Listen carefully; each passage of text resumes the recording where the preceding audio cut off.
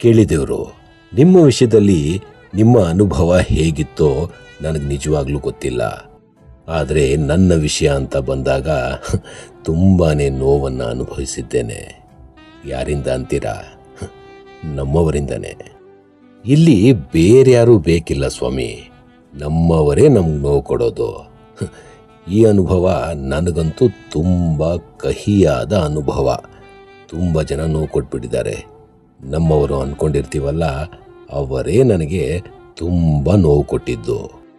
Common sense ಕಣ್ರಿ.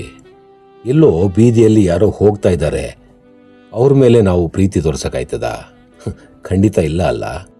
ನಮ್ಮವರು ಅಂತ ಯಾರನ್ನ ಅಂದ್ಕೊಂಡಿರ್ತೀವೋ ಅವ್ರ ಮೇಲೆ ನಮ್ಮ ಪ್ರೀತಿ ಜಾಸ್ತಿ ಇರೋದು. ಅವ್ರ ಮೇಲೆ ಅಲ್ವಾ ನಾವು ಪ್ರೀತಿ ತೋರ್ಸೋಕ್ಕಾಗೋದು, ನಂಬಿಕೆ ಇಡೋದು. ಆದರೆ ಅವರೇ ನಮಗೆ ನಂಬಿಕೆ ಮೋಸ ಮಾಡ್ತಾರೆ. ಎಲ್ಲ ದ್ರೋಹಗಳು ಅವರೇ ಎಸಗ್ತಾರೆ.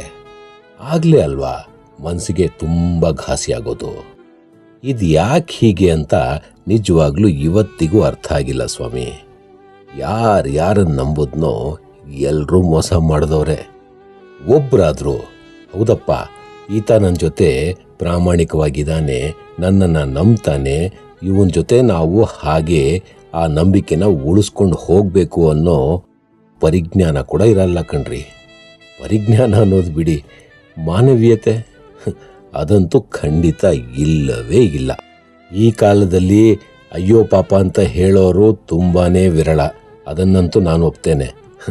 ಆ ವಿಷಯದಲ್ಲಿ ನಾವು ತುಂಬ ಅನುಭವಿಸಿದ್ದೀವಿ.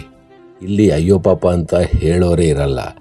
ಇಲ್ಲಿ ನಾವು ಯಾರೋ ಒಬ್ಬರನ್ನು ನೋಡಿ ಪರಿಚಯ ಇರ್ತಾರಲ್ವಾ, ಒಂದಿಷ್ಟು ನೋವುಗಳನ್ನು ಅವ್ರು ಅನುಭವಿಸ್ತಾ ಇರೋದನ್ನು ನೋಡಿ ನಾವು ಸುಮ್ಮನೆ ಇರಲಿಕ್ಕಾಗಲ್ಲ.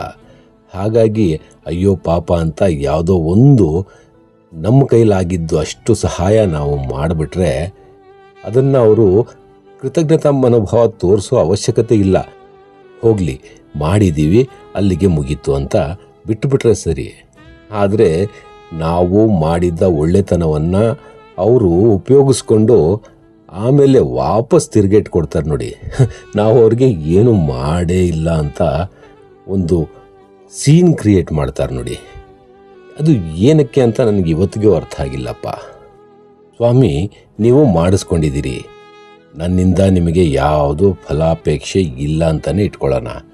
ಸರಿ, ನಿಮ್ಮ ಪರಿಸ್ಥಿತಿ ನೋಡಿ ನಾನು ನಿಮಗೆ ಏನೋ ಒಂದು ಸಹಾಯ ಮಾಡಿದೆ ಅಂತಲೇ ಇಟ್ಕೊಳ್ಳಿ.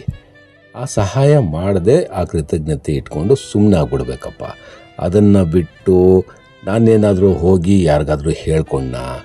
ಇಲ್ವೇ, ನಾನು ಯಾರ ಹತ್ರನೂ ಹೇಳ್ಕೊಂಡಿಲ್ಲ. ನಾನು ನಿಮಗೆ ಮಾಡಿದ್ದನ್ನು ಯಾರಿಗೂ ಹೇಳಲಿಲ್ಲ. ಆದರೂ ನೀವು ಅದಕ್ಕೆ ಏನು ಪ್ರೂವ್ ಮಾಡ್ತಾ ಇದ್ದೀರಾ ಅಂತ ಇವತ್ತಿಗೂ ಅರ್ಥ ಆಗಲ್ಲ. ಪ್ರೂವ್ ಮಾಡೋಕ್ಕೆ ಹೋಗೋದೇನು? ನಾನು ಯಾರ ಅಂಗೈಯಲ್ಲೂ ಇಲ್ಲ. ಏನಕ್ಕಪ್ಪ, ಯಾರ ಅಂಗೈಯಲ್ಲಿ ಯಾರಿರ್ತಾರೆ? ಯಾರೂ ಇರಲ್ಲ. ಹಾಗಿರುವಾಗ ಅದು ಏನಕ್ಕಪ್ಪ, ಏನಕ್ಕೆ ಅದನ್ನು ಮಾಡೋಕ್ಕೆ ಹೋಗ್ತೀರಾ? ನನಗೆ ಇವತ್ತಿಗೂ ಅರ್ಥ ಆಗಿಲ್ಲ. ನಿಮ್ಮೆಲ್ಲರ ಜೀವನದಲ್ಲಿ ಈ ಥರ ನಡೆದಿದೆಯೋ ನನಗಂತೂ ಗೊತ್ತಿಲ್ಲ. ನೀವು ಎಷ್ಟು ಜನಕ್ಕೆ ಸಹಾಯ ಮಾಡಿದ್ದೀರೋ ಅಥವಾ ಅವ್ರು ನಿಮ್ಮ ಜೊತೆ ಹೇಗೆ ರಿಯಾಕ್ಟ್ ಮಾಡಿದಾರೋ ಅದರ ಬಗ್ಗೆ ನಾನು ವಿಶ್ಲೇಷಣೆ ಖಂಡಿತ ಮಾಡಲ್ಲ.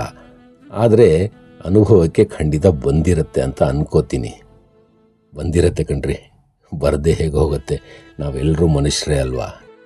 ಎಲ್ರಿಗೂ ಈ ಅನುಭವ ಹಾಗೇ ಇರುತ್ತೆ ಅಂತ ಅನ್ಕೋತೀನಿ. ಸರಿ ಸ್ವಾಮಿ, ಈ ಸಿಚುವೇಶನ್ ಬಂತು, ಮುಂದಕ್ಕೇನು? ಏನು ಮಾಡೋದು? ನಮ್ಮ ಮನಸ್ಸು ಒಂದು ಮಾತನ್ನು ಹೇಳುತ್ತೆ. ಒಂದಲ್ಲ, ಹಂಗೆ ನೋಡೋಕೆ ಹೋದರೆ 2 ಮಾತು. ನಮ್ಮ ಮನಸ್ಸು ಒಂದು ಪಾಸಿಟಿವು ಹೇಳುತ್ತೆ, ಒಂದು ನೆಗೆಟಿವು ಹೇಳುತ್ತೆ. ನಾವು ಅದನ್ನು ಹೇಗೆ ತಗೋತೀವಿ, ಯಾವ ಮಾತನ್ನು ತಗೋತೀವಿ, ಒಂದನೇದನ್ನು ಅಥವಾ ಎರಡನೇದನ್ನು ಅಂತ ನಾವೇ ಡಿಸೈಡ್ ಮಾಡಬೇಕು.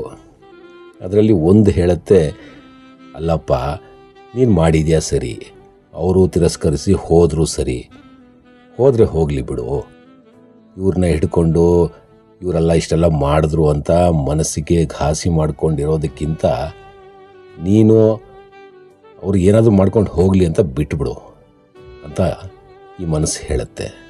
ಇದೇ ಮನಸ್ಸು ಇನ್ನೊಂದು ಹೇಳುತ್ತೆ, ಟಿಟ್ ಫಾರ್ ಟ್ಯಾಟ್ ಅಂತ. ಹೌದು, ಅವ್ರು ಹೇಗೆ ಮಾಡ್ತಾರೋ ಅವ್ರನ್ನೂ ಹಾಗೇ ನೋವು ಕೊಟ್ಟು ಅವ್ರಿಗೂ ಇದು ಅನುಭವ ಆಗಬೇಕು ಅಂತ ಮಾಡಲೇಬೇಕು ನಾವು ಅಂತ ಈ ಮನಸ್ಸು ಹೇಳುತ್ತೆ ನಮಗೆ, ಅವ್ರು ಎಷ್ಟು ನೋವು ಕೊಟ್ಟಿರ್ತಾರೋ ಅಷ್ಟೇ ನೋವು ಕೊಡಬೇಕು, ಅವ್ರು ಏನು ಮೋಸ ನಮಗೆಸಗಿರ್ತಾರೋ ನಾವು ಅವರಿಗೆ ಅಷ್ಟೇ ಮೋಸ ಮಾಡಿ ಆ ನೋವು ಅವರಿಗೆ ಅನುಭವಕ್ಕೆ ಬರಬೇಕು ಅಂತ ಮಾಡಬೇಕು ಅಂತ ಅನಿಸುತ್ತೆ. ಇದು ಎರಡನೇದು. ನನ್ನ ಪ್ರಕಾರ ನನ್ನನ್ನು ಕೇಳಿದ್ರೆ ಈ ಒಂದನೇದು ಇದೆಯಲ್ಲ, ಅಯ್ಯೋ ಹೋಗಲಿ ಬಿಡು ಅಂತ ಬಿಟ್ಟು ಬಿಡೋದು ಸರಿ ಅನಿಸುತ್ತೆ. ಅಲ್ಲ ಸ್ವಾಮಿ, ಅವ್ರು ಮಾಡಿದ್ರು ಅಂತ ಅವ್ರ ಥರನೇ ನಾವು ಬಿಹೇವ್ ಮಾಡಿದ್ರೆ ನಮಗೂ ಅವ್ರಿಗೂ ಏನ್ರಿ ವ್ಯತ್ಯಾಸ? ಬೇಡ ಸ್ವಾಮಿ, ಈ ಒಂದನೇದೇ ಸರಿ ಅನಿಸುತ್ತೆ. ಎರಡನೇದು ಇದೆಯಲ್ಲ ಟಿಟ್ ಫಾರ್ ಟ್ಯಾಟ್, ಅದು ನಮ್ಗೆ ಹೋಗಲ್ಲ ಬಿಡಿ, ಮಾಡೋಕ್ಕೂ ಹೋಗಲ್ಲ, ಮಾಡೋದು ಬೇಡ ಕಣ್ರಿ. ಇದು ನನ್ನ ಅಭಿಪ್ರಾಯ ಸ್ವಾಮಿ. ನಿಮ್ಮ ಅಭಿಪ್ರಾಯ ಏನು ಹೇಳಿ? ನಿಮ್ಮ ಮನಸ್ಸು ಎರಡು ಮಾತುಗಳನ್ನು ಹೇಳುತ್ತಲ್ಲ. ಯಾರಾದರೂ ಒಬ್ಬರು ಮೋಸ ಮಾಡಿ ಯಾರಾದರೂ ನಿಮಗೆ ನೋವು ಕೊಟ್ಟು ಹೋದಾಗ ನಿಮ್ಮ ಮನಸ್ಸು ಏನು ಹೇಳುತ್ತೆ ಹೇಳಿಯಲ್ಲ. ಇವೆರಡರಲ್ಲಿ ನೀವು ಯಾವುದರ ಜೊತೆ ನಿಲ್ತೀರಾ ಅಂತ.